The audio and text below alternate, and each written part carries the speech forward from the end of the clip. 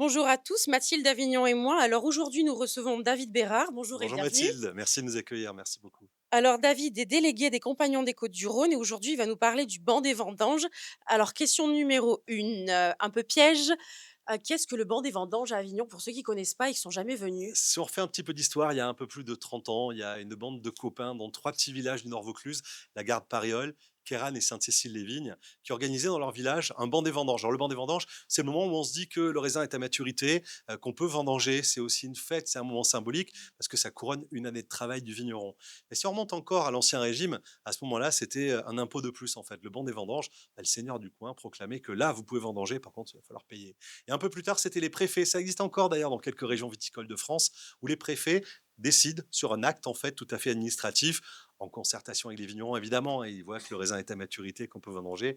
Et le préfet dit je donne l'autorisation de vendanger. Mhm. Et dans le Vaucluse, on avait gardé cette tradition en fait ancienne et féodale, mais sous la forme d'une fête où les vignerons se retrouvaient, passaient un moment, pas trop tard parce que le lendemain évidemment ils étaient dans leur vigne très très tôt. Et puis ces trois villages dont je parlais, Queyranne, la Garde-Paréole et Sainte-Cécile-les-Vignes, ces jeunes vignerons ont décidé de venir à Avignon, créer la capitale des Côtes-du-Rhône, renforcer cet embryon de capitale des Côtes-du-Rhône pour y créer le banc des vendanges des Côtes-du-Rhône. C'était il y a 30 ans exactement. On démarre avec une fête, 1000 personnes, un banquet sur la place du Palais des Papes. Et déjà sur la façade, là au-dessus de la porte des Champeaux du Palais des Papes, des gens qui proclamaient un texte qui disait que le raisin est bon, que le travail du vigneron allait pouvoir commencer, que les hommes entre eux allaient pouvoir s'entraider pour récolter le meilleur raisin et faire le meilleur vin. Et cette phrase, ben, on l'a fait perdurer encore 30 ans après, depuis le même lieu, sur la façade du Palais des Papes. Mais c'est ça l'embryon et la naissance du banc des vendanges, c'est une fête populaire, une rencontre. Il n'y a rien de mieux que la poignée de main d'un vigneron. L'amitié d'un vigneron, elle est très très sincère. Bah, l'idée, c'est ça, c'est les vignerons qui viennent saluer les gens, les fêtards, les amoureux de l'histoire, du patrimoine, les touristes aussi, pour saluer le banc des vendanges et ce moment important de l'année agricole. Alors historiquement, et je ne sais pas si c'est encore d'actualité, mais est-ce que ça donnait vraiment l'autorisation de commencer les vendanges? Ouais, du temps des préfets, c'était vraiment une autorisation administrative et je crois que ça existe encore dans quelques départements de France où le préfet signe réellement. D'ailleurs, on pourrait demander au préfet de Vaucluse pourquoi pas symboliquement de le refaire, mais administrativement, il dit que la vendange peut commencer, ce qui veut dire, en fait, dès qu'on fait du vin, il y a de l'alcool dans le vin et à partir de là, il y a la perception de droits de douane notamment. Comme tout alcool, c'est taxé évidemment. Et j'imagine qu'il y avait un lien administratif entre tout ça et ce banc des vendanges, quand on disait vous pouvez ramasser, ça veut dire qu'en fait, ça devait déclencher toute une série de process aux douanes, aux fraudes, etc., pour vérifier que le vin est vraiment de qualité, vraiment bon, que les appellations d'origine contrôlées, si elles existent, sont respectées. Donc c'était un vrai acte administratif du préfet, encore très récemment, et ça existe encore aujourd'hui. De cette tradition, qu'est-ce qui a été conservé et qu'est-ce qui a été réinventé?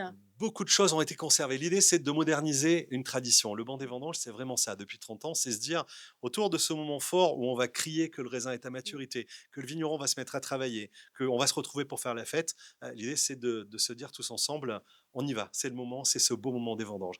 Et l'idée, c'est de moderniser tout ça autour de la fête, autour de la couleur. La vidéo a fait son entrée, le banc des vendanges a grandi. Aujourd'hui, on a un petit peu plus de 10 000 personnes qui viennent fêter les vendanges ici à Avignon, dans la capitale des Côtes-du-Rhône. Donc tout ça, c'est modernisé. Les compagnons des Côtes-du-Rhône, bah, les premiers qui avaient 40 ans à l'époque, bah, ont pris 30 ans aussi. Et ils ont su accueillir d'autres compagnons. Aujourd'hui, la plus jeune a 20 ans, 21 ans exactement. Le plus âgé en a 82. Et tous se retrouvent, tous échangent et tous créent cet événement qui reste d'actualité parce que les jeunes arrivent. Les jeunes donnent leurs idées, les jeunes créent des événements. Il n'y a pas que le banc des vendanges chez les compagnons des Côtes-du-Rhône. Il y a toute une saison, toute l'année. Et les jeunes ont beaucoup, beaucoup d'impact dans ce programme. Il faut entrer leurs idées, c'est ça la modernité aussi. Pourquoi il est moderne? Bah, parce que les groupes de musique changent et évoluent au fur et à Mmh. mesure d'ailleurs des décennies. C'est pas les mêmes qu'il y a 30 ans Mmh. forcément. Mais toutes ces histoires-là, en fait, elles se racontent aussi au présent, mais vraiment soclées, appuyées sur une forte tradition qui est celle du banc des vendanges de nos anciens. Et pourquoi Avignon? Pourquoi ici? Alors à l'époque, il fallait, on remonte dans les années 80-90, on cherchait un phare pour l'appellation des Côtes-du-Rhône Mmh. et bien logiquement Avignon, c'était le phare culturel. C'est le Palais des Papes Mmh. évidemment, c'est le pont d'Avignon, c'est le rempart, c'est le festival d'Avignon, c'est la culture et tout ça venait se mélanger et co-créer, Avignon capitale des Côtes-du-Rhône. En fait, Avignon capitale des Côtes-du-Rhône, c'est de la culture, le no-tourisme, c'est notre patrimoine et tout ça, ça marche ensemble et quelle ville pouvait mieux incarner qu'Avignon, la capitale des Côtes-du-Rhône? C'est pour ça que bien logiquement nos anciens l'ont fait. En tout cas, c'est comme ça qu'ils me le racontent. C'est la question que j'allais vous poser, mais qu'est-ce que ça signifie Avignon, capitale des Côtes-du-Rhône aujourd'hui, hein? Avignon, capitale des Côtes-du-Rhône. Pour être hyper Mmh, concret, ce sont quasiment 100 dates d'événements par an consacrés au vin à Avignon. Alors, je mets OK. évidemment le banc des vendanges, je mets les Estivales du Rhône, je mets la Saint-Vincent, la programmation des compagnons, mais je mets aussi le bar à vin des Côtes-du-Rhône, Mmh, je mets aussi le live des Côtes-du-Rhône, découverte en vallée du Rhône, et puis je mets aussi tous les colloques, tous les événements qui se déroulent dans le Palais des Papes. Il y a des colloques autour de l'onotourisme, autour de la mmh. viticulture. Et il y a plein, plein d'autres événements. En tout cas, il y en a quasiment une centaine à Avignon chaque année dans le calendrier. Et évidemment, il y a l'aspect culturel, festif et de rencontres qui pèse beaucoup aussi avec ces milliers, dizaines de milliers de gens qui participent aux événements autour des Côtes-du-Rhône et Avignon. Parfait. Le ban, est-ce que c'est d'abord une fête du vin, une fête populaire ou une manifestation destinée à défendre la filière viticole? C'est Qu'est-ce que c'est? d'abord une manifestation populaire parce que Mmh, c'est la rentrée des classes pour les Avignonnais, les Vauclusiens, les gens d'ici. C'est aussi, encore pour les touristes, un moment de vacances. C'est un moment de rencontre. L'entrée est gratuite. Celui mmh, qui veut venir et consommer, aller acheter dans les caves, aller acheter sur les stands du marché gourmand, il peut. Mais celui qui veut juste venir danser avec sa famille, partager un joli moment, il peut aussi. Donc ça, c'est vraiment l'aspect populaire. On se retrouve tous. C'est la plus belle fête populaire d'Avignon. On mmh. se retrouve au pied du Palais des Papes. Ça existe nulle part ailleurs, ce grand moment de fraternité, de partage, d'échange, de rencontres. C'est aussi la fête des vins, parce que le banc des vendanges, il y a vendange, et que c'est quand même le point d'orgue de toute l'année où le Mmh. vigneron a bossé avec son tracteur, a bossé avec ses équipes, a bossé avec sa famille, durement. Ça arrive ce moment-là, au mois d'août, tout le monde se dit, ah ça y est, les vendanges vont arriver, quand est-ce c'est un grand moment pour tous les vignerons, donc ça c'est le côté fête pour le vin. Et puis de défense, c'est pas notre job, nous on est là pour faire la fête, se Mmh. rencontrer, échanger, parler. Il y a des syndicats qui sont là pour défendre, même si nous on promeut une belle rémunération du vigneron. On Mmh. achète les bouteilles qui sont évidemment vendues sur le banc des vendanges et on les achète bien grâce à des partenaires. On a d'ailleurs augmenté il y a 2 ans la rémunération du producteur de 1 euro, c'est un méga effort, c'était 20% de plus pour que le vigneron, en Mmh. fait, le producteur, le négociant, enfin celui qui fait ce vin-là, celui qui a travaillé, soit justement rémunéré pour son travail. C'est un des rares messages qu'on essaie de faire passer, mais les choses, ça se paye, ça a une valeur, et le vin, évidemment, ça a aussi une valeur parce que c'est beaucoup de talent et beaucoup de travail. Alors pourquoi c'est important que l'événement soit populaire et accessible à ceux qui ne sont pas forcément spécialistes du vin? Parce qu'il faut que tout le monde se retrouve, c'est pas le vin dans, boire du vin, c'est Mmh. pas ce qui nous intéresse, en fait. D'ailleurs, on promeut, nous, une faible consommation et de qualité. L'idée, c'est vraiment de se rencontrer, se parler. Moi, ce qui me rend très heureux, c'est quand je vois des gens qui parlent entre eux, qui échangent, qui se rencontrent, qui se retrouvent là. Et le moment le plus merveilleux, c'est pour moi la fin du banc des vendanges. Il est, 23h55. Les Compagnons des Côtes-du-Rhône sont sur la scène avec l'orchestre, et là, tu as quasiment tout le monde qui passe devant nous et je dis: «Au revoir, à l'année prochaine». Un peu comme si on était en vacances chez un cousin et: «Salut, à bientôt, au revoir». Et c'est ce qui nous fait plaisir, c'est ce qui nous touche. Et c'est pour ça qu'il faut que ce soit populaire, parce qu'il faut que tous on se rencontre. Et peut-être encore plus d'ailleurs dans ces années 2020 où on a connu des débuts de décennies assez difficiles. Faut se retrouver, faut se parler. On est fait pour se toucher, se parler, se rencontrer, se dire allez, à bientôt, on Mmh. se revoit. Verre de vin ou pas, en tout cas, l'important c'est de se parler. Mmh. Tout à l'heure, vous m'avez dit, à peu près chaque année 10 000, 13 000 personnes? Ouais, c'est entre 10 et 13 000 personnes qui se retrouvent pour le banc des vendanges. C'est une vraie masse de gens Mmh. heureux, souriants. Et ça met même, je pense, dans Avignon, pendant les heures et les jours qui suivent, une espèce d'onde de bonheur. Parce que les gens sont venus sur un événement qui est gratuit, qui est simple, qui est accessible. Parce qu'on peut aussi manger un morceau, grignoter un morceau. On le demande à tous nos exposants à un petit prix d'entrée. Vraiment, c'est le moment. Ça doit faire une onde de choc positif, je pense, dans Avignon, Mmh. où les gens se sont retrouvés, ont passé un joli moment, simple et facile. C'est très beau, la place est éclairée, il y a toujours un très, très bon Mmh. orchestre. Cette année, c'est des Avignonnais d'ailleurs, ce sont les Bandits Manchots, avec Manu Enco, la bande de Manu Enco, et c'est toujours un joli moment. Donc je pense que c'est pour ça que les gens sont heureux, viennent, et pour moi, c'est ça un événement populaire avec un grand P majuscule. Mmh. Là, on va parler un peu des coulisses. Combien de temps il faut pour préparer, le banc des vendanges et vous êtes combien à peu près à travailler, dedans? 364 jours, 75 bénévoles et une centaine de techniciens de jours de techniciens pour le montage. C'est une vraie équipe, ça commence le lendemain du banc des vendanges. On a notre débriefing, on se retrouve les compagnons des Côtes-du-Rhône, on est 75. Mmh. On se retrouve tous en disant: «Qu'est-ce qui a plu? Qu'est-ce qui a pas plu?» Mmh. OK, ça c'est on n'a pas été bon là-dessus parce que ça nous arrive, et pardon s'il y a des choses qui sont difficiles, qui vous plaisent pas, et on fait mieux l'année d'après, c'est sûr, mais il faut un an pour que ça se corrige. Et du coup, on fait le débriefing. Derrière, on laisse retomber un peu tout ça. Début novembre, on se retrouve et là, on fait quoi cette année? Et au début du mois de novembre, on se retrouve, on a ce qu'on appelle notre séminaire de projet et on écrit le banc des vendanges de l'année prochaine, tous ensemble. C'est une vraie co-construction des compagnons. Tout le monde a des idées très différentes. À 20 ans, on n'a pas les mêmes qu'à 45 ou à 80. Et tout le monde apporte. Et puis après, on fait du tri en fonction de ce qui se fait, ce qui peut pas, ce qui va rentrer, ce qui est budgétisable aussi, l'énergie qu'on a, parce que ça compte, c'est des bénévoles aussi. Et puis petit à petit, ça se construit, ça s'écrit. Il y a une vraie équipe cœur de projet qui porte tout ça, une dizaine de compagnons qu'on appelle l'équipe de production du banc des vendanges. Et autour de ça, il y a des prestataires parce qu'on ne sait pas monter cette immense scène, on ne sait pas mettre tout ce matériel de lumière, de son, on ne sait pas mettre cette électricité absolument partout, toutes ces barrières. Et tout ça, après, ben, on a des entreprises qui viennent nous aider, nous accompagner. Mais sur la partie vraiment bande des vendanges, sur les 3 jours de montage sur la place du Palais des Papes, on prépare, parce qu'on le fait nous-mêmes, un peu plus de 300 repas pour les équipes. Voilà, ce que ça fait quand même. Ça mange bien en plus, un technicien. Et sur l'édition 2026, alors qu'est-ce qu'il y a à voir et surtout, selon vous, quel est le point d'orgue? Surtout à ne pas manquer? Venez au moment de la proclamation, tout le sens du banc des vendanges, c'est de dire que ça y est, c'est les vendanges.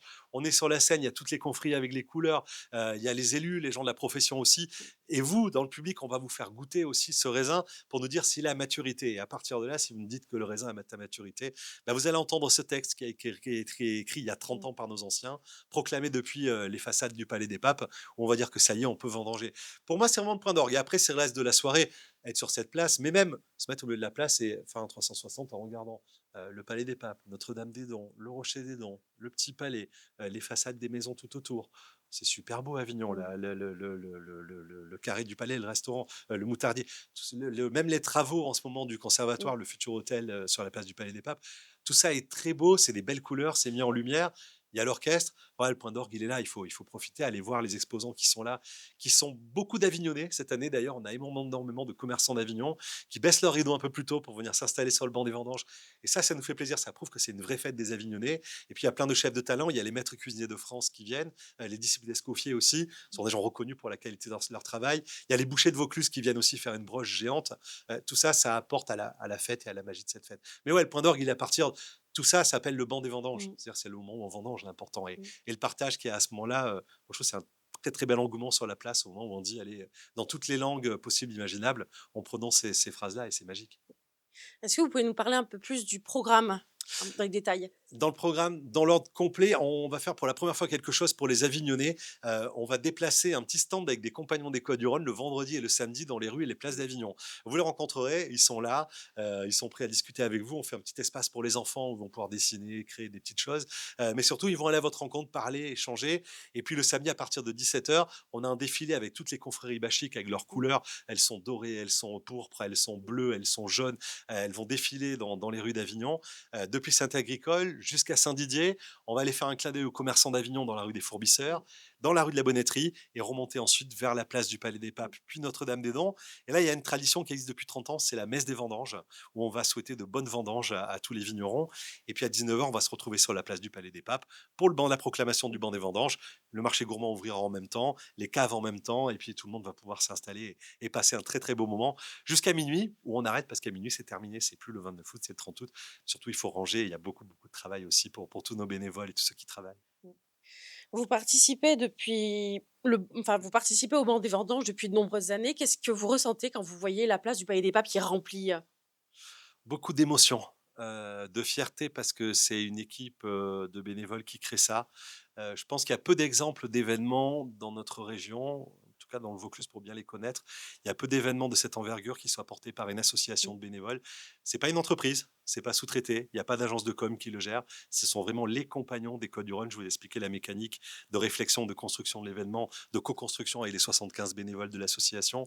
Donc c'est une grande fierté que des bénévoles puissent encore en 2026, avec tout ce que ça comporte comme difficultés administratives, techniques, financières, de sécurité, je l'ai dit peut-être, mais tout ça, c'est compliqué, c'est de plus en plus dur. Et pourtant, ça continue, ça perdure. Pourquoi? Parce que c'est magique, en fait. Et qu'on a une équipe qui est absolument extraordinaire et qui donne beaucoup de temps.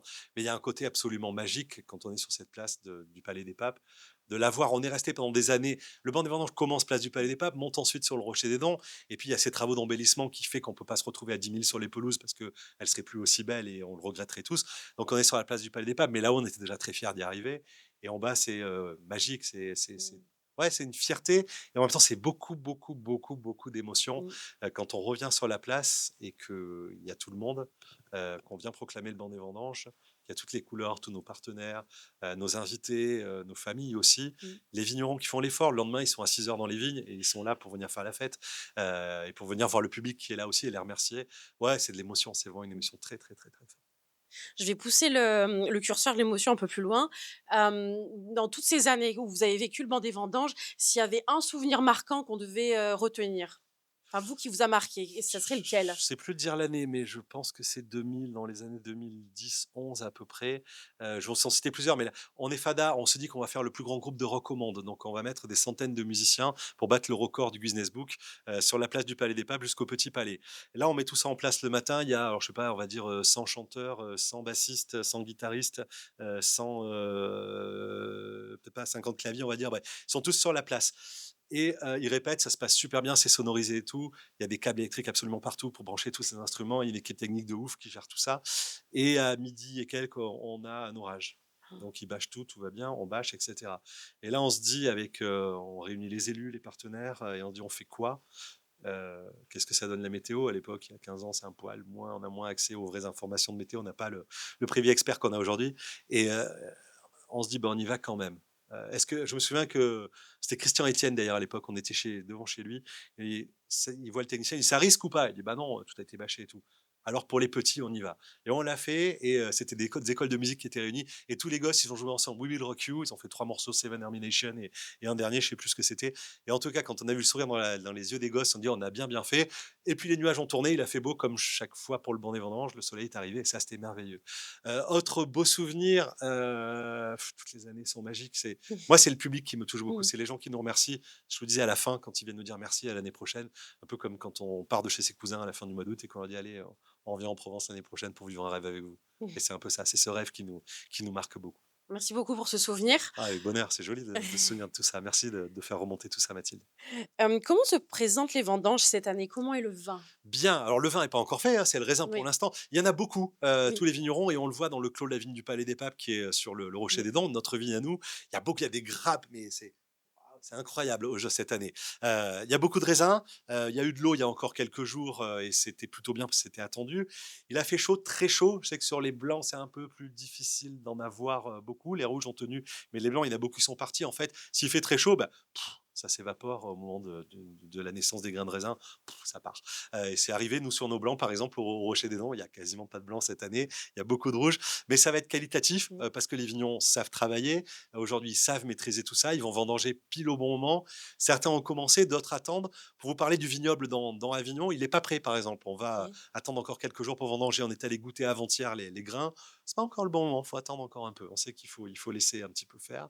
Mais les vignerons savent le moment maintenant. On ramasse plus sur un banc des vendanges une autorisation préfectorale Mmh. ou sur un ordre du souverain du coin. Mmh. On vendange quand c'est le bon moment. Donc ça sera bien, ça va être beau, il va y en avoir encore pas mal. Une fois encore, avec modération, il vaut mieux boire du bon que beaucoup. Donc voilà, allez voir les vignerons en tout cas, allez parler, les caves sont ouvertes, ce sont des gens qui parlent, qui aiment parler de leur métier, comme tous les paysans d'ailleurs, hein. Ils aiment tous, si vous allez leur dire comment vous faites vos tomates, comment vous faites vos courgettes, comment vous faites votre raisin et votre vin, bah, ils vont vous le raconter, c'est le meilleur moment vraiment. Mais cette année, la vendange sera belle, 2026 sera un beau millésime. Mmh. Et je me demandais, là, il y a le problème du dérèglement climatique là. Est-ce que la sécheresse, la canicule, tout ça, ça joue un rôle, Bah, je viens de vous en parler, ouais, c'est ça en ouais. fait. Les raisins, bah, ils peuvent partir, ils peuvent, couler ou même pas apparaître, il y a même pas de grains de raisin. Ça arrive, la vigne, elle est faite pour être cultivée dans l'aridité, Mmh. parce que, de toute façon, la vigne, c'est une liane. Imaginez, c'est comme un lierre. Le lierre, il est capable de couvrir, d'aller chercher, et la vigne, c'est pareil. Elle va descendre très profondément si elle a besoin Mmh. d'aller chercher de l'humidité, de l'eau, ce dont elle a besoin, elle va le chercher. Donc en théorie, c'est ça, sur les bons terroirs, il y a pas de question. Nous, on a des cépages qui sont assez adaptés dans la région, mais on travaille aujourd'hui, il y a un cahier des charges qui protège les appellations d'origine contrôlée, dont certains cépages sont autorisés, d'autres non. Et aujourd'hui, il y a un travail qui est fait pour aller chercher de nouveaux cépages Mmh. qui sont davantage résistants à la température, mais aussi aux nouvelles maladies qui vont arriver, qui seront peut-être plus récentes. Ces cépages qu'on appelle nouveaux cépages Mmh. résistants, ils entreront petit à petit certainement dans le cahier des charges des appellations, mais on commence en tout cas ici dans la région à les cultiver pour vraiment être prêt à réagir. Mais ouais, ça impacte, il fait plus chaud. La date des vendanges a vachement avancé en fait. Mmh. Tous les vignerons nous disent bah, on n'a jamais vendangé aussitôt au 15 août. Après, c'est eu arrivé Ouais. aussi, mais voilà, on sent qu'il se passe quelque chose. On sent qu'il se passe quelque chose aussi sur la faune. On le voit, c'est très naturel. Mmh. Moi, j'étais en Normandie ce week-end. Autour des vaches, il y avait des hérons gardiens des vaches, je crois que ça s'appelle comme ça. C'est quelque chose qui n'existait pas il y a 2 3 ans en Normandie et ça a passé la barre de Bordeaux-Lyon et c'est maintenant en Normandie. Je parle de la Normandie parce que c'est pareil Mmh. aussi, ils sont concernés et qu'ils ont planté de la vigne aussi et qu'ils commencent à faire du vin d'ailleurs, ce qui n'existait pas du tout. Il y avait un petit vignoble, maintenant il y en a un peu plus. Mais ici, ouais, on est impacté, il fait chaud, il Mmh. fait. Puis, faut penser aussi à ceux qui travaillent, parce que c'est bien de dire il fait chaud pour la nature, mais le vigneron, il n'a pas le choix, hein. Mmh. Il y va, il est obligé d'y aller. Le moment où il faut être dans sa vigne, parce qu'il y a une attaque de mildiou, parce que ça a besoin de tailler, parce que ça a besoin de ramasser, qu'il fasse 45 degrés ou qu'il fasse 10 degrés, il y va le vigneron, il est obligé, lui, il y va avec son tracteur ou à pied, mais en tout cas, lui et ses équipes, bah, ils y sont dans la vigne. Le Mmh. réchauffement climatique, évidemment, ça les impacte aussi. Ça impacte la faune, la flore et Mmh. aussi l'humain, évidemment. Et la vigne, elle sait s'adapter à ces changements? Ouais, même s'il y a des années où vous remarquerez qu'il y a moins de feuilles, plus de feuilles, elle vit, elle s'adapte, je sais pas, il faudrait lui poser la question Mmh. à elle, Mmh. parce que personne n'est dans le végétal pour vraiment pouvoir dire tout Mmh. ça, mais on voit qu'il y a des changements, que Mmh. ça bouge. Encore une fois, on a des vignobles qui sont habitués à la chaleur, qui sont habitués au manque d'eau, à la sécheresse. On verra dans les années, j'allais pas dire les mois, mais dans Mmh. les années qui viennent, comment ça continue à évoluer et comment elle va aussi évoluer. Il y a plein de projections qui sont faites. Il y a plein d'idées aussi des vignerons. On parle des nouveaux cépages, mais il y a plein d'autres idées qui arrivent petit à petit Mmh. pour arriver à avoir à gérer, à faire que ce soit supportable pour la vigne. Mmh. Il y a des gens qui ont mis des panneaux solaires, par exemple, qui ont couvert les vignes, qui ont abrité. Il y a des ombres, il y a des manières différentes de tailler la vigne. Elle va se comporter différemment par rapport au soleil, laisser un peu plus de feuilles qui protègent les raisins. À une époque, on enlevait les feuilles pour que le raisin mûrisse bien. Aujourd'hui, on a tendance à laisser les feuilles par-dessus, par exemple, pour protéger le raisin. Mmh. Mais plus ou moins, après, on en enlève un peu pour avoir du soleil. Oui. Enfin, ils savent faire, c'est leur Mmh. métier, ils sont magiques. C'est des paysans. Le paysan, il aménage le paysage, certes, c'est dans son nom, mais surtout, il nous nourrit. Mmh. Donc, ils savent faire, il faut leur faire confiance. Mais ils ont, de toute façon, ils ont évolué tout au long des siècles et ils vont Mmh. continuer à le faire. J'en suis sûr. Hyper confiance en eux, en tout cas, Ouais. là-dessus. Donc pour résumer, le banc des vendanges, c'est une fête traditionnelle Oui, populaire, qui arrive chaque année à peu près à la même date, mais c'est chaque vigneron qui décide quand c'est le moment de récolter la vigne bien et sûr. quand ça démarre, voilà. Pour avoir dans le calendrier, c'est toujours le dernier samedi du mois Ouais. d'août, le banc des vendanges à Mmh. Avignon. Mais le vigneron, lui, choisit. En fait, un vigneron, il a plusieurs outils. Il a d'abord son œil, il va aller voir ses vignes quasiment tous les Mmh. jours. Après, il va utiliser des outils, un réfractomètre par exemple. C'est un outil un petit peu comme une lunette astronomique toute petite. Vous regardez vers le soleil, vous écrasez votre grain de raisin, ça vous donne le niveau de sucre dans le raisin. Puis il a autre chose, il a sa bouche et on goûte. Et je vous Mmh. disais tout à l'heure qu'on était allé goûter le raisin. Et moi, je le fais autour des vignes, autour de la maison quasiment tous les jours. Je vais goûter, voir. J'écrase, on goûte, on écrase le pépin, on voit comment c'est, et ça nous donne plein d'informations sur comment est ce raisin et ce qu'il va pouvoir donner après. Et après, c'est la magie du vigneron qui va travailler aussi dans sa cave et qui va Mmh. en faire peut-être du jus de raisin aussi, parce que ça existe. Il ne faut pas oublier qu'on a beaucoup de raisins de table dans le Vaucluse et on le consomme, on fait des jus de raisin avec. Ou alors, il va faire du vin aussi avec un autre type de raisin. Mais c'est pas un hasard, tout ça, c'est le fruit d'une vraie expérience, d'une vraie culture. Un savoir-faire. Savoir-faire, il est allé à l'école, mais il y a pas mal aussi d'empirique là-dedans Mmh. pour se dire c'est le bon moment et je vais y aller. Mmh. Puis il prend un risque parce que, imaginons qu'il n'y aille pas aujourd'hui alors que c'est prêt, il se dit je vais quand même attendre un jour de plus. Et cette nuit, il grêle, ou Ouais. il pleut, ou il vente, et ça risque de tout changer. Ça peut abîmer le raisin, ça peut le mettre à terre si c'est une grêle très forte. Mmh. Il y a plein de choses. Ça peut tremper le terrain et on peut plus rentrer dans la vigne, on peut pas ramasser. Il prend un risque tous les jours en fait, le vigneron. Mmh. C'est pas une période sereine. C'est une période de fête, nous on leur fait faire la fête, mais en fait, Mmh. il se pose beaucoup de questions Mmh. parce que en quelques jours se joue une année de travail en fait. Et Mmh. ça existe dans peu de métiers. C'est À vrai. part celui qui fait Roland-Garros. Non, il fait plusieurs tournois de tennis, Oui. donc il a le temps en plus de se rattraper d'autres rendez-vous du Grand Chelem. Alors que le vigneron, il a pas d'autres Grand Chelem, il en a qu'un et c'est là, Oui. c'est en ce moment. Mmh. C'est pour ça que c'est magique aussi. Allez, dernier argument Oui. pour la fin. Si on hésite sur le programme d'Avignon, ce week-end, pourquoi faut-il venir au banc des vendanges? Parce que c'est la plus belle fête d'Avignon. Vraiment, vous allez vivre quelque chose qui n'existe nulle part ailleurs, parce que c'est, populaire et heureux, parce qu'on se retrouve, aussi parce que l'entrée est gratuite, parce qu'il y a une proposition de ouf, sur le marché gourmand, tout est très bon, et puis parce qu'il y a 75 compagnons des Côtes-du-Rhône qui ont la banane, qui ont envie de vous accueillir avec tous les vignerons qui sont là pour vraiment fêter ce moment important de l'année qu'est la vendange. Mmh. Eh bien, merci beaucoup David. Avec bonheur Mathilde, merci beaucoup pour ces belles questions.